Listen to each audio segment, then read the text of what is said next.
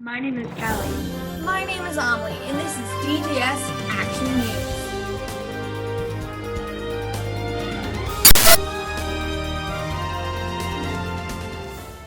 This week, we'll share a fun way students can spend their last week of summer. Socially distanced freeze tag. Callie, school started. Summer is over. With remote learning, it's just hard to tell. But you are in school right now. No, I'm at home. Home is school now. School is home. Global pandemic, 2020, come on. I thought this was just a socially distanced play date. Mom! Anyways, today we'll hear from students and staff what is going well and what is a work in progress. We will also offer some non-condescending pro tips for crushing remote learning. Callie, any pro tip is condescending. Thanks for the pro tips. Thanks, Callie and Amelie, for that great introduction. The DGS Action News is a good way to get a glimpse into our school and see a lot of our students, but it's also a good way for families to stay caught up with everything happening. Obviously, the big news from this week is that we launched a remote school, and we have to say, we're so proud of our students and we're so proud of our teachers for leaning in and creating great lessons and participating. Our attendance is fantastic. Our student help desk is empty after days 2 and 3. It seems like people have really figured out their routines, and we just couldn't be more grateful that so many families got ready before school started. So many teachers put such great effort into their lessons that we're building what we feel like is a great remote learning product. Now, is remote learning easy? No, of course not. It's difficult to know if a student is experiencing some challenges. It's hard to get the exact right pace that you would in class, and you miss that in-person experience. But we couldn't be happier with what we put forward, knowing all the challenges that are around. Just a few clarifiers about our Week B schedule, specifically around electives. So as you're helping your students with their schedule, if they received their morning electives this week, they'll take Spanish next week. If they had Spanish this week, they'll have their morning elective next week. Similarly, if they had social studies this week, they'll have science. If they had science this week, they'll have social studies. Just to make an extra layer, PM electives will stay the same. So whatever the Monday, Wednesday, Tuesday, Thursday electives your kids had this week, they'll have next week. Same for study hall. And lastly, if your child did not get the electives of their dreams this round, don't worry. We are going to switch electives on October 21st, and kids will have the opportunity to choice into different electives and hopefully get just what they wanted.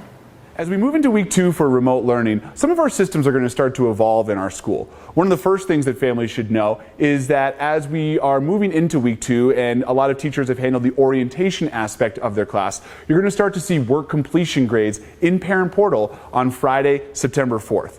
Those are going to be for math and literacy in that first week, and then all of the AM classes in the subsequent weeks after that. Additionally, some of our teachers are going to be following up with students about their camera use.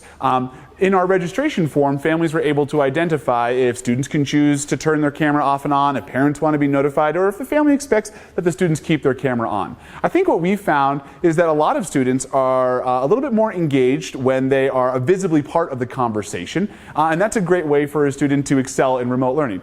We understand that there are circumstances like having maybe the home situation is a chaotic one morning, or perhaps there's internet bandwidth issues. And so if families would like to identify that their student can choose to have their camera on and off, or if the parents want to be notified, feel free to email your child's student advisor and they can update your registration form. But we're going to be following up on this because we want to make sure that students and families are making an intentional decision and that they are as engaged in class as possible while also deferring to family and student about what's the best way to handle remote learning. The reason I like going to school is because all the teachers are really inclusive and they make all their instruction clear so that it's really easy to get to all the stuff that you have to do during remote learning, because remote learning is a lot harder than how it used to be, and it's just a lot easier. Things are going really good this year at school. Last year I started off rough and I had a rough year, but this year is going to be better. I really like Miss Marshall and Mr. Matt. They make everything fun in math and literacy. Miss DeLizo, She is our new 7th grade science teacher, and we can all tell that she is making a gigantic effort to connect with her new students, and she's making an effort to make the learning fun. I think the first thing that's gone well for me is building relationships via computer with remote learning, and I have had the time of my life. This has been the best 4 days of the start of any school year ever. This has been so much fun for me. How's online school so far? Well, it's good so far. I have had a few problems, but eventually I realized all I had to do was turn up my volume. Thank you for your time.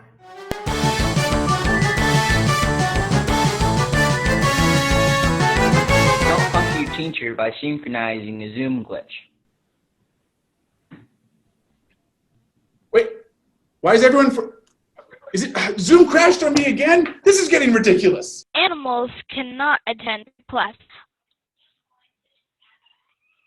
Dusty? Dusty?